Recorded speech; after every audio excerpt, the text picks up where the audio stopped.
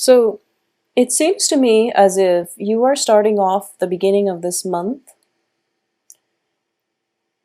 contemplating whether or not you should invest your time, your resources, and your affection even in a situation. And I do feel that it can be a financial situation such as a project, a new job.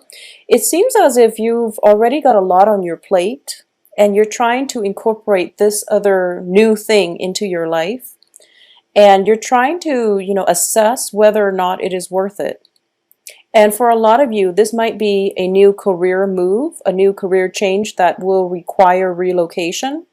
It could also be you have recently made a move and you to start a new job, and you've realized that the job isn't all that it's cracked up to be. Okay, so for those of you who have recently moved for a new job, for a new living situation, for even a new, I do feel for a lot of it, it's a new job. It's not exactly panning out the way that you want, and I want to say that this situation is definitely going to change, okay? I do see reversal for the better, a shift in energy coming through the last two weeks of the month. So all I can say is you definitely want to hang in there, and success is imminent. It's just a matter of perspective right now, because I do feel for a lot of you who have recently relocated or have recently taken on a job, or taken on an offer, or have recently, moved away from where you were living to a new environment. And you might feel a little bit lonely and isolated, as is the nature of moving to a new place. So I do feel that your emotional state might be coloring the way you're looking at new possibilities or this new job, because it seems to me like it's going to be very fruitful and everything is going to be very, very good for you by the end of this month. And, new love situations coming through as well.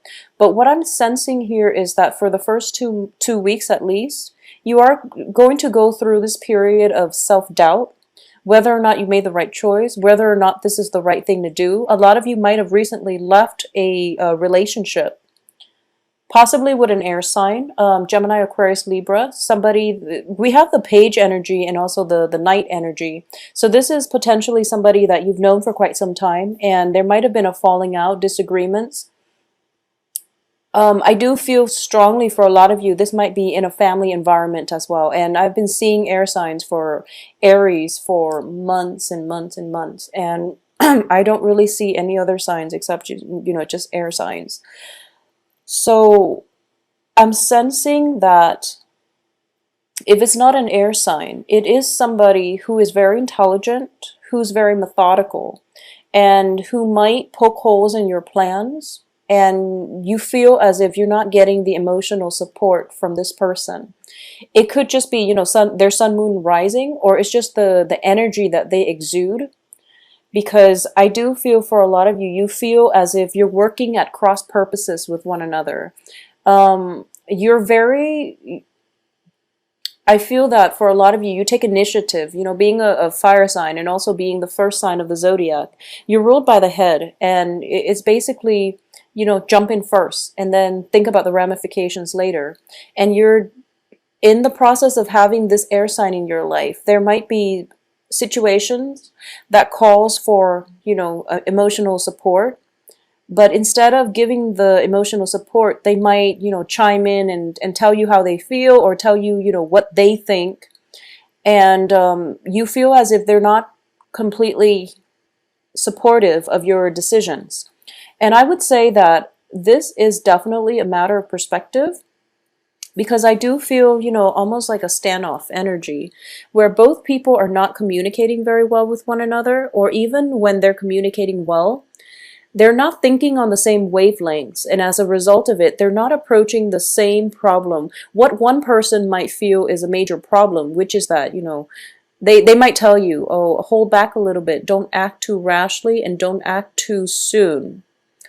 When in fact, you're just like, the time is now. Life is not all about waiting. So philosophically, you're at cross purposes with one another in the way that you assess life's situations, in the way that you make important life choices, okay? So I do feel this is a major challenge. It might have happened in the past. It's a recurring theme because both parties are showing up in the reverse position. This is also you. And there's something here. There's a situation here where you're starting to see eye to eye, but you're both not really acting on it. You're both on the defense about one another. So if this is a new air sign that you've never been in a relationship with, who you have romantic feelings for, or who you're contemplating whether or not you can pursue a love relationship with them, I do feel that one of the main challenges for this month is that for a lot of you, you're looking at regrets and pain and sorrow from the past. You're looking at, you're afraid that the healing hasn't really taken place yet. And as a result of it, you don't want to start anything new. So you're kind of like inaction. This is the King of Rods, which is a fire sign. So I'm reading this energy as you, which is that you don't really want to make a move. You don't really want to budge. You know what you should do because kings are very strategic. Kings know what they want. They understand delay gratification, and they're very methodical when they do things because they they have wisdom, and it's basically they take into account all parties involved. They don't just act on their own whims and on their own impulses, okay? So relatively, I feel that for a lot of you, despite, the typical Aries trait, which is forging ahead, for a lot of you, there is once burned, twice shy type of energy about you, where you are a little bit more deliberate about the decisions that you're making.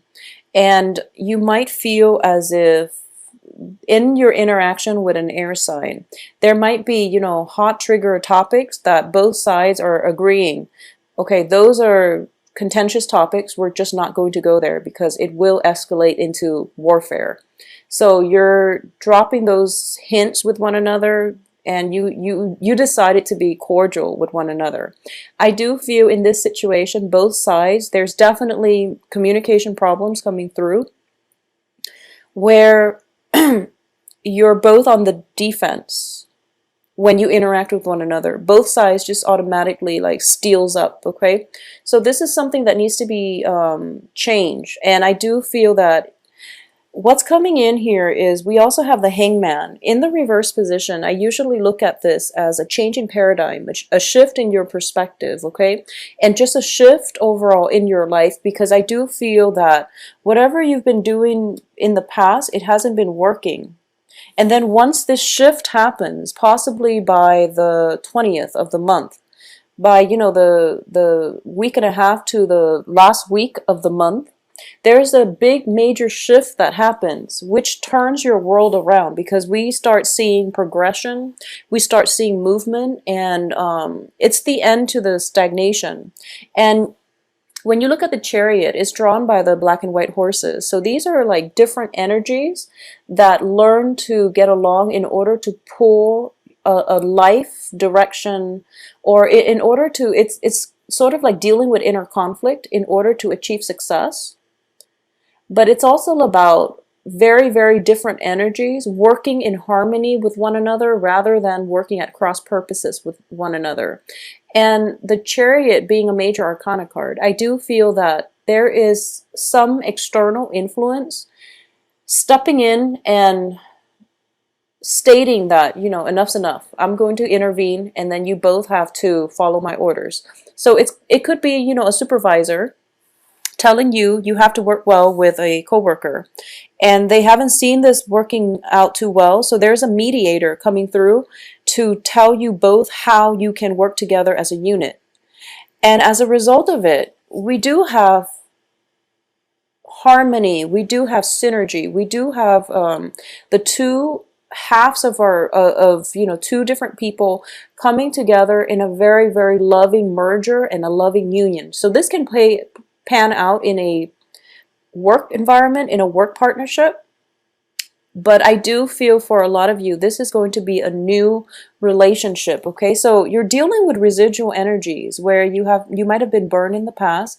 You might have dealt with somebody who was very harsh with their words, who might have been a little bit, who flies off the handle, like with their aggression or with just their verbal abuse. So I do feel that it's somebody who is quite sharp with their tongue. All right. It might not even be an air sign, but I do feel for a lot of you, it's an air sign from the past that you're no longer involved with. I don't feel you're turning your back on them. So you're not going to allow them to affect your aura and your energy field. So they're not in the landscape, but you're thinking about them, but you're turning your back on them, meaning that you scrap them behind and you're moving on with your life. And, Knight of Swords are often, in the traditional Rider-Waite deck, it is the fastest moving knight of the deck. And it seems like a card of defense, okay? It is usually the card of defense. It's in the reverse in this spread. So I do feel that, that period where things that you invested a lot in or you had high hopes for, you had to admit to yourself that it wasn't for your greater good. And this might have happened in, September, October, where you realize that it wasn't going to work out. So no matter how much you wanted it, no matter how much a lot of synchronicities might have seemed like it was ideal for you, you're going to have to let it go. And I feel that for a lot of you, this might have happened in September, in October, and you realize that you have to really let it go because it might seem like it was just, destined for you, but it's not meant for you. As a result of it, you're still thinking about it, but you have better options now. I feel like you might have 3 other options. One of this thing being one of them, and you're still clinging on to the memory of it. But you know that there are better options out there. So what I'm sensing here is that all the Ten of Cups and the Five of Cups are corroborating the same thing. You wanted it very, very badly, and you might have become like tunnel vision in the process. Because Knight of Swords, like I said, when you move too fast, when you're too fixated on a certain outcome, you can get very, very tunnel vision. And this is across the board for everybody, not just for Aries. But I do feel the Knight of Swords is now in the reverse position, indicating to me that you're slowing down, you're taking the time to really enjoy life, you're taking the time to be appreciative as well of these 2 other options that you might have. So even though the one thing that you wanted very, very badly didn't work out, you're not going to put much stock into it because this is a month for you to move forward, to move on. And all it takes is a shift in paradigm. And I do feel this shift, unfortunately, I do sense that it's going to come in a little bit later on in the month when you're done filtering out the noise and you're done interacting with residual energy of this person or this work project, okay? So I'm getting this strong feeling as well. If for some reason you have lent out some money, a large sum of money to somebody, and they, repeatedly tell you, oh, I'm going to pay you back in a certain time, and they keep saying that, and they use the same old excuses. I do feel that the money is going to be repaid at the end of the month, okay? So just hold out a little bit. I do feel that they are coming up with excuses, whoever it is that you've lent money to, and you're expecting it back, or you're waiting on a loan, you're waiting on some type of to recoup your losses, for example. I do feel that there is a period of waiting, but there's victory to be had by the end of this month. So you're going to be in a very good place. And there's new relationships coming in as well. So keep in mind that the Lovers, especially in this deck, it is a physical, sexual energy. So it's not the most stable.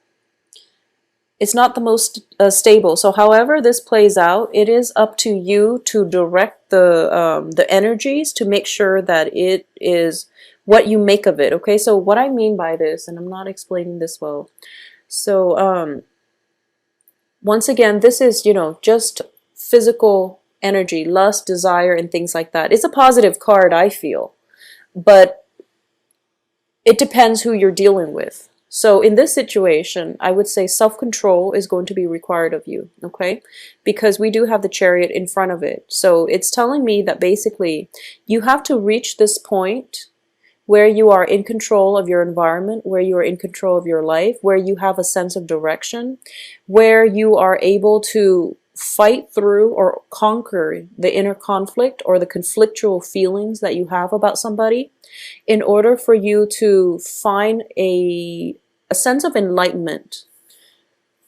As a result of it, shifting your paradigm and shifting the situation around, looking at a situation from a different perspective, for example, or even taking a different approach to solving a very old problem, okay, or seeing somebody in a new light, you are going to be able to achieve this, and you are going to be able to see somebody in a brand new light, or this can just be new relationships coming in that is giving you the nurturing and the emotional support that you need. I'm actually going to pull out one more card here just to see what energies we're dealing with here with the Lovers. So I got two. It's actually, we have the Knight of Pentacles, but once again, it is in the reverse position. So I do feel that when it comes to a work partnership, I just want you to know that you are definitely in control here. So if you're thinking about work negotiations, like salary negotiations, or even negotiations about a work partnership where, you know, you decide on who gets a certain percentage share, this is definitely in your control, so you don't have to be afraid that if you ask for too much, they're going to rescind their offer, for example, okay? So this month is about self-mastery. It's about coming into terms with what it is that you're looking forward to, and it's all about, as well, looking at a situation with a little bit more depth and a little bit more breadth, okay? So what I mean by that is, with the fixation on the past disappointment, past relationships that might not have panned out the way you want, or past situations in which you invested a great deal of time, resources, money, love, affection, and it was going to the wrong place, and you ended up feeling very depleted. I feel that, you know, I only see this with Aries. You can start out with, like, you know, heartache, and then by the end of the month, you're onto something new. So Aries and Geminis, I feel that there's a lot of Aries and Gemini dyads that are involved with one another. And both signs bounce back very, very quickly. So I do feel we're starting out the beginning of the month, and these cards might look a little bit problematic, but I do feel that you're dealing with residual energies. Because the month really happens basically on the 15th, when you're trying to sort through the memories, when you're trying to sort through, or you're trying to rebuild your life. And everything looks very great and very positive. And you do have a lot of good energies coming through. And finances, financial situations, loans, and things like that are going to resolve themselves by the end of this month. Additionally, I do feel that, you know, once this shift in energy, this change in perspective happens, you're going to see that whatever it was that seemed very problematic was just a very minor blip on your radar, okay? And it's going to wean itself out of your life gradually, because if we're looking at this as progression, we're progressing towards more self-mastery, more discipline, more enlightenment, more of a bird's eye view, a more holistic view in looking at and being appreciative as well of the things that we still have in our lives, of the people that are still there for us.